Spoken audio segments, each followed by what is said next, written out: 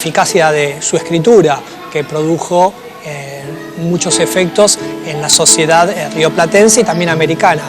Si algo uno puede considerar sobre Sarmiento es su calidad como escritor y, por supuesto, esa escritura puesta al servicio de determinadas ideas políticas. Con el nombre de Generación del 37 se conoce a un grupo de jóvenes intelectuales que habían madurado su primera juventud, podríamos decir, en la década del 30 y que habían, a diferencia de sus mayores, habían propuesto realizar un programa de organización nacional que buscaba superar los antiguos conflictos que dividían a la sociedad entre unitarios y federales. El caso de Sarmiento, decía, es un tanto particular porque Sarmiento, a diferencia de otros miembros de la Generación del 37, no estudió en Buenos Aires y de hecho Buenos Aires recién la conoció en 1852. Una característica bien distintiva de este grupo es que se consideraban como aquellos predestinados a ser los guías de la nueva nación. Al principio de la década del 40, Sarmiento, al igual que buena parte de los emigrados, ya sean antiguos unitarios, antiguos federales opositores a Rosas o los jóvenes románticos,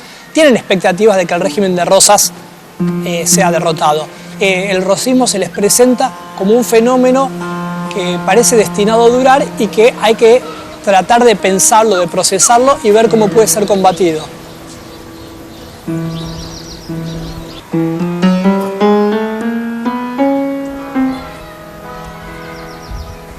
Y si uno no tiene presente esto, es imposible entender qué es el Facundo, que es seguramente su obra más significativa y probablemente una de las obras, si no la obra más significativa del siglo XIX, y quizás no solo para el área rioplatense, sino hispanoamericana. Sarmiento quiere explicar a Rosas, pero en vez de hacer una biografía de Rosas, hace una biografía de Facundo, el caudillo riojano que había muerto trágicamente en Barrancayaco 10 años antes.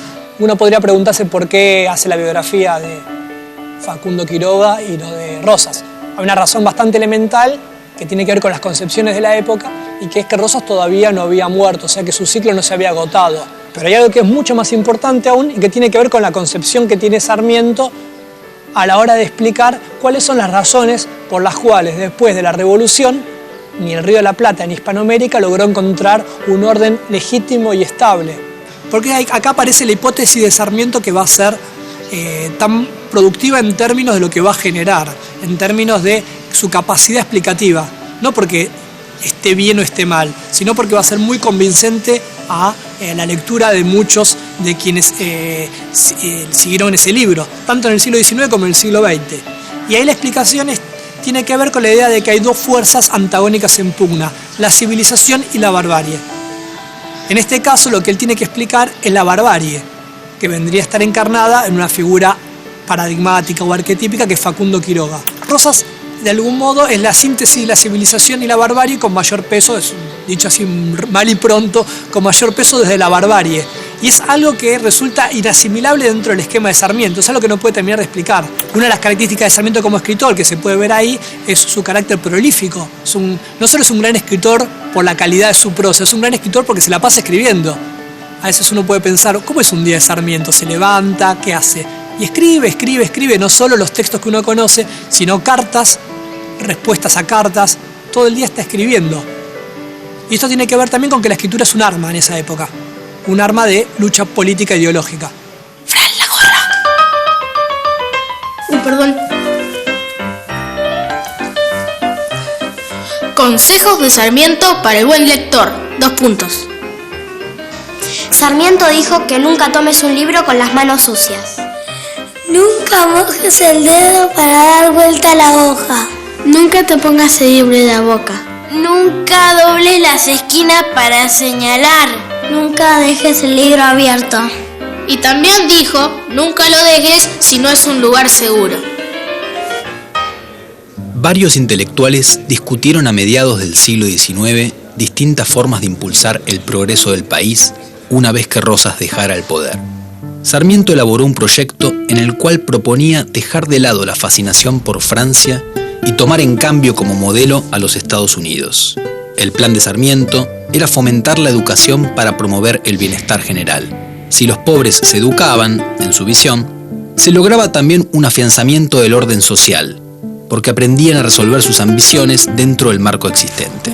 A la vez, había que promover la participación política de los ciudadanos en el ámbito municipal, para que se involucraran activamente en los asuntos que los implicaban.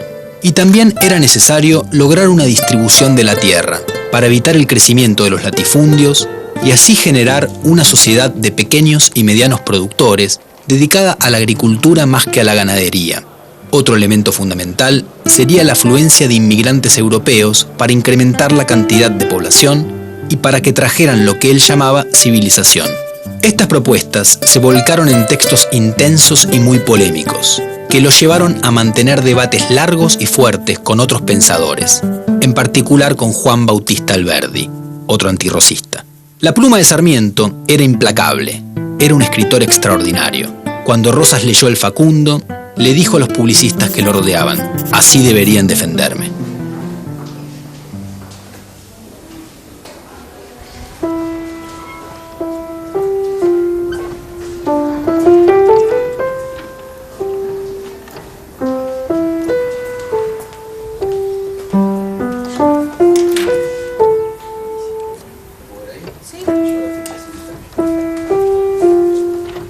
La actuación de Sarmiento dejó huellas en muchos lugares.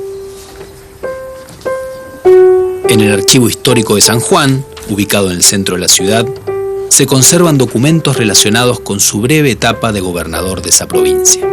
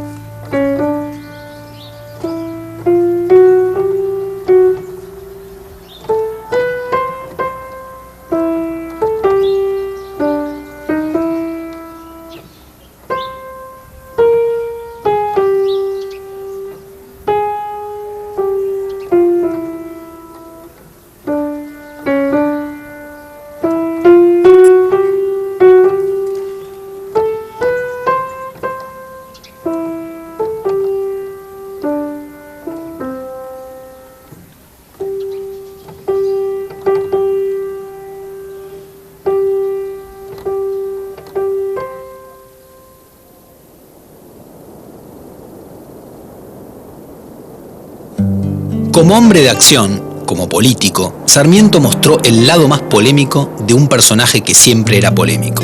Después de la caída de Rosas, adhirió a las políticas que llevaba adelante Buenos Aires. Decía que era provinciano en Buenos Aires y porteño en el interior.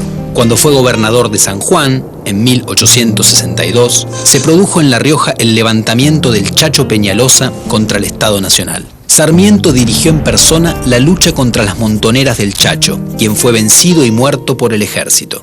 En ese conflicto, Sarmiento le escribió a Mitre una de sus frases más terribles, cuando le aconsejó que no trate de economizar sangre de gauchos. Este es un abono que es preciso hacer útil al país. La sangre es lo único que tienen de seres humanos esos salvajes. El desprecio por las clases populares criollas y también por los indígenas no era exclusivo de Sarmiento, era como pensaba la mayor parte de las élites de las distintas provincias argentinas. En cambio, tenían una mirada idealizada de los europeos. Sin embargo, en sus últimos años, Sarmiento se volcaría también contra los inmigrantes. «Qué chasco nos llevamos con la inmigración», escribió, lamentando que hubieran llegado a Argentina inmigrantes de lo que él consideraba los lugares más atrasados de Europa, como España y el sur de Italia. El racismo y la antipatía hacia las clases populares, típicos de la burguesía argentina de la segunda mitad del siglo XIX, encontraron en Sarmiento un exponente claro y, como siempre ocurría con él, más osado que el resto en sus afirmaciones. Luchaba por la patria. Que él luchaba. No luchaba en la guerra, luchaba con la pluma y la palabra. Con la pluma escribía y que con la palabra, Con el elemento. él decía lo que pensaba. Cuando era grande empezó a ser maestro. Sabía enseñarle a los niños y a mayores para que tuvieran un buen futuro. Fundó una escuela para que todos pudieran ir a ser un país educado. Porque les gustaba.